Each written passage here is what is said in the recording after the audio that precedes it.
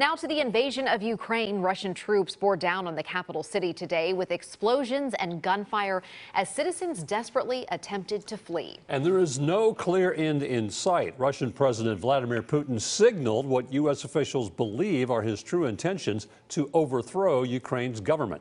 Erica Francis is in studio with the latest. Yeah, you too. The Biden administration announcing a couple of hours ago it will move to freeze the assets of Russian President Vladimir Putin and their foreign minister.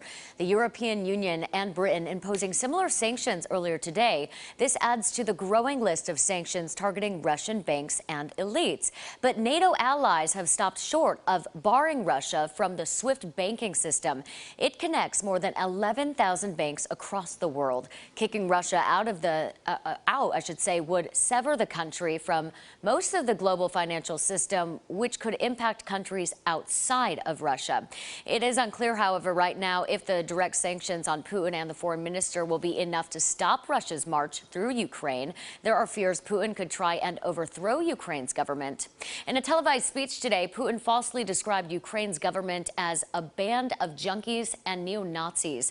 And after reports Ukraine's President Zelensky had fled the country, he posted a video with other Ukrainian officials in the government district confirming he was still there. Earlier, Zelensky said that he knew he was the #1 target, but would stay in Kyiv. NATO has continued to move troops into its member states bordering Ukraine.